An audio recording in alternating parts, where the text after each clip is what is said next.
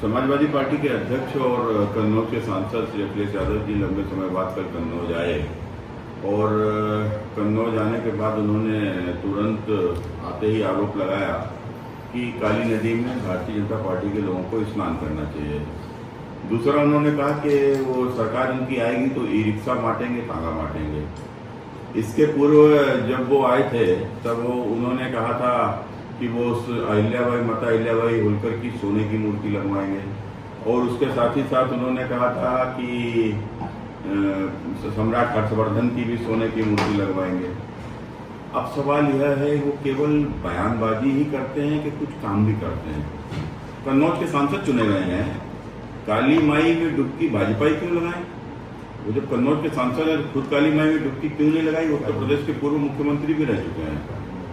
दूसरा, जब काली नदी में वो डुबकी एक बार लगाएं और बताएं आखिर वो डुबकी लगाने की बात क्यों कह रहे हैं और वो डुबकी क्यों नहीं लगा सकते, भाजपा ही डुबकी क्यों लगाएं।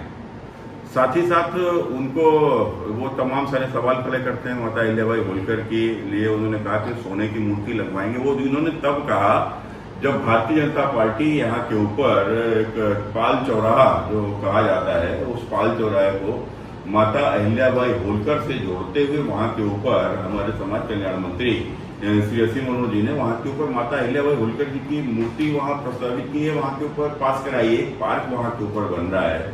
तो अखिलेश जी, आप भी उत्तर प्रदेश के मुख्यमंत्री थे, तब आपने यह काम क्यों नहीं किया? आपने तो अपनी सरकार में रहते हुए विधुना में जो कॉलेज का नाम माता अहिल्याबाई होलकर के नाम से हुआ करता था उसका नाम ही बदल दिया। आप मुख्यमंत्री बने तो आपने कन्नौज मेडिकल कॉलेज का नाम बाबा साहब भीमराव मेडिकल कॉलेज हुआ करता, आपने वो अभी बदल दिया। लेकिन हमने दोनों वापस कर दिए। हमने माता अहिल्याबाई होलकर और उनके समाज का सम्मान करते हुए हमने उस विधुना के कॉलेज का नाम वापस हमारी सरकार ने माता अहिल्याबाई होलकर कर दिया है और साथ ही साथ कन्नौज मेडिकल कॉलेज का भी नाम हमारी सरकार ने बाबा साहब भीमराव अम्बेडकर जी का सम्मान करते हुए प्लस उनके अनुयायियों का सम्मान करते हुए वापस उसका नाम कर दिया है, जिसका नाम इन्होंने अपमानजनक तरीके से बदला था। अब विषय आता है कि अखिलेश जी इस तरीके की बयानबाजी करते हैं कि आप सोने की मूर्ति लगाएंगे तो सोने की मूर्ति हर्षवर्धन की क्यों लगाएंगे? आप सोने की मूर्ति आप माता अहिल्याबाई होलकर की ही केवल क्यों लगाएंगे? आप सरदार वल्लभ भाई पटेल की क्यों नहीं लगाएंगे? आप रानी अवंतीबाई लोधी की क्यों नहीं लगाएंगे? आप सम्राट अशोक की क्यों नहीं लगाएंगे? आप महात्मा बुद्ध की क्यों नहीं लगाएंगे? वो तमाम जातियों के महापुरुष होते हैं, हर जाति का कोई ना कोई महापुरुष है, तो आप उनकी सबकी क्यों नहीं लगाएंगे? और यदि आप उनकी लगाएंगे तो फिर आप बताइए कि क्या उनका वजन क्या होगा, उनका कितना वजन होना चाहिए।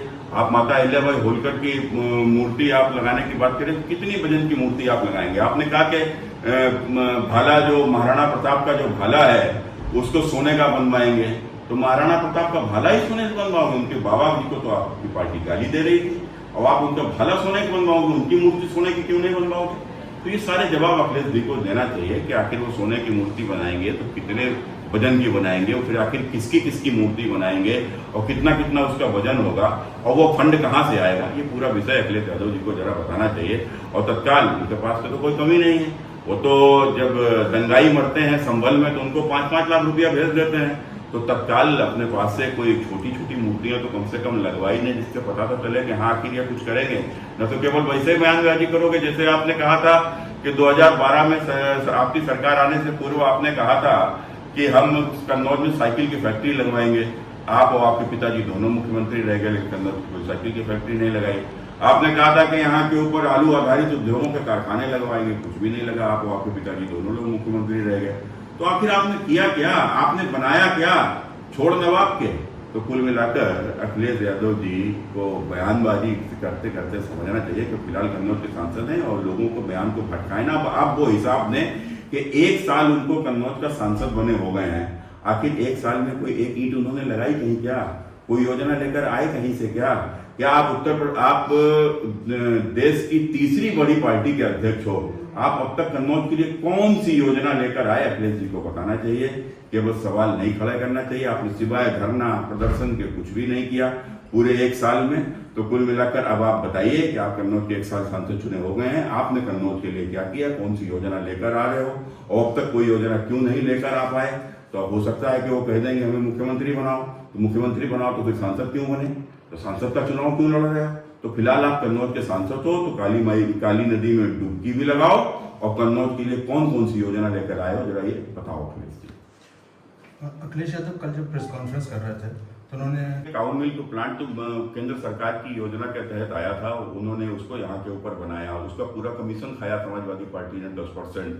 तो कुल मिलाकर वो कमीशन खाने के लिए वो यहाँ के ऊपर लेकर इस योजना को आए। तो अखिलेश जी को बताना चाहिए, तब उनकी सरकार थी, क्या इसमें कोई फंड दिया उन्होंने? उनको एक फंड देना चाहिए था, जिस फंड से खरीद होती, दूध की खरीद होती, जिस फंड से कम यहाँ के ऊपर किसानों को गाय खरीदवाई जाती।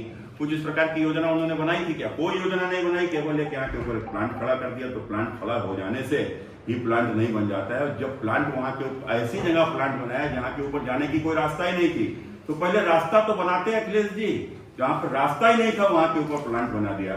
तो कुल मिलाकर उस प्लांट के लिए कोई योजना नहीं बनाई, कोई फंड नहीं उस प्लांट के लिए दिया, जिसका कारण है कि वो प्लांट अभी तक चलने वाला है। गोबर वाली बात पर क्या कहेंगे? आपको कहते हैं भाजपा को गोबर गिफ्ट करना चाहिए। तो अच्छा है कि भाजपाइयों की इस देश में गोबर इस देश की परंपरा रही है। आपने देखा होगा कि आज भी हमारे हमारे घर गांव देहातों में आज भी गोबर से लीपे जाते हैं। हमारे यहाँ पूजा होती है तो सबसे पहले गोबर का प्रयोग होता है। गोबर हमारे यहाँ पवित्र माना ही गया है, गाय का गोबर।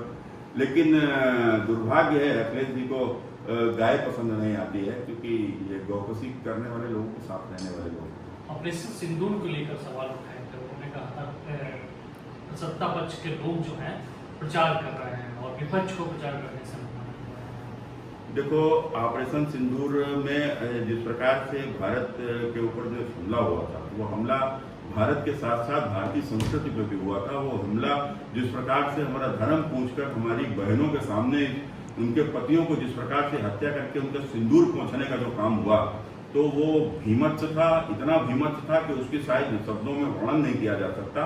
और उनको दंड मिलना बहुत आवश्यक था, उनको दंड दिया।